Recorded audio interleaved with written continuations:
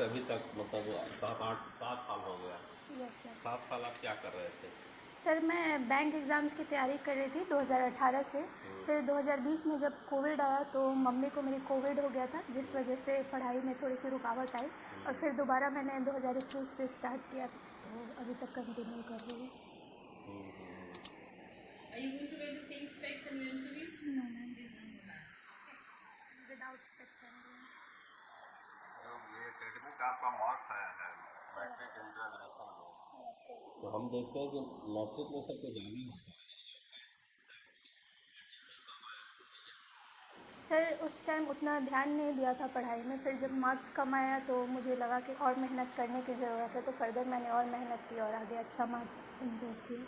ये कौन से ऑनर्स किया, फिर उसमें सीए और सीएस के आपने तैयारी नहीं किया? Yes sir. ज़्यादा बढ़िया है वो तो जॉब, क्यों नहीं किया फिर? सर मेरा गोल बैंकिंग सेक्टर में आना था, और बैंकिंग सेक्टर में आने का मिनिमम क्वालिफ़िकेशन ग्रेजुएशन होना चाहिए था, इसलिए मैंने आगे सीए या सीएस सीएस बनने के लिए भी तो मिनिमम क्वालिफिकेशन ग्रेजुएशन ही चाहिए और इंटर पास ही चाहिए। यस सर, बट मेरा उधर इंटरेस्ट नहीं था। मैंने क्यों देखा नहीं कि हुआ? बैंकिंग सेक्टर वो में। ज़्यादा मतलब ग्लैमरस है, ज़्यादा लिक्विडेटिव जॉब है एक तरह से।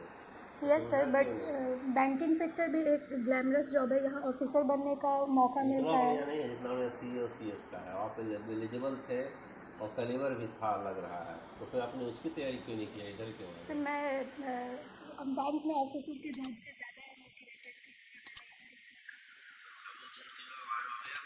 सीए का मतलब क्या होता है? सोचा। चार्टर्ड और अकाउंटेंट। सीएस का मतलब कंपनी सेक्रेटरी। क्या काम होता है इनका? सर सीए जो होते हैं वो कंपनी को ऑडिट करते हैं, और सीएस जो होते हैं वो कंपनी के लिए रूल्स एंड रेगुलेशन बनाते हैं और देखते हैं कि कंपनी उस अकॉर्डिंग चल रही है या नहीं। Very good. डेब्ट इक्विटी रेशियो क्या होता है? सर डेब्ट इक्विटी रेशियो वैसा रेशियो होता है जो किसी ऑर्गेनाइजेशन के अंदर दिखाता है कि जो फंड है, जो कैपिटल है, वो इक्विटी की तुलना में डेब्ट से कितना आया है। इसका आइडियल रेशियो 2:1 होता है इसका। तो इक्विटी आपने बोला और दूसरा डेब्ट बोला, यस सर। क्या इक्विटी क्या होता है और डेब्ट क्या होता है? सर इक्विटी का मतलब होता है कि अगर हम कहीं से रेज़ कर रहे हैं पैसा, तो उसमें हमें कंपनी की शेयर होल्डिंग भी देनी पड़ेगी, जबकि डेब्ट का मतलब कर्ज होता है। अगर वहाँ हम कहीं से पैसा उठा रहे दोनों हैं तो तो वो। मतलब कर्ज ही होता है। सर बट इक्विटी दोनों में। लायबिलिटी साइड में ही आता है, यस सर, तो बट दोनों तो कर्ज ही इक्विटी हो गया में कंपनी के लिए। यस सर, इक्विटी में शेयर होल्डिंग दी जाती है कंपनी को, वो फिर दोबारा चुकाना नहीं पड़ता है। आप लायबिलिटी साइड का जो आइटम होता है यस सर। उसमें सिर्फ हमको बता दीजिए कि इसमें ये जो है इक्विटी है और ये जो है बाकी सब डेब्ट है।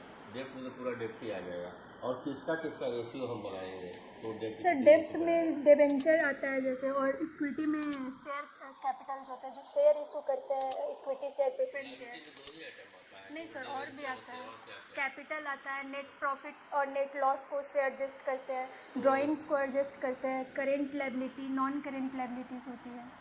तो इसमें कौन कौन सा पार्ट जो है इसमें हम डेब्ट इक्विटी में रखेंगे और किसको डेब्ट में रखेंगे? सर इक्विटी में जो इक्विटी शेयर और प्रेफरेंस शेयर से पैसा हम रेज़ किए उसको इक्विटी में रखेंगे, और डिबेंचर बॉन्ड वगैरह से जो पैसा रेज़ किए हैं उसको हम डेब्ट में रखेंगे। Yes sir. और क्रेडिट किसी से हमने बोरोइंग्स लिया, लोन्स लिया, जो यस सर। क्रेडिटर्स है वो सब कहाँ रखेंगे?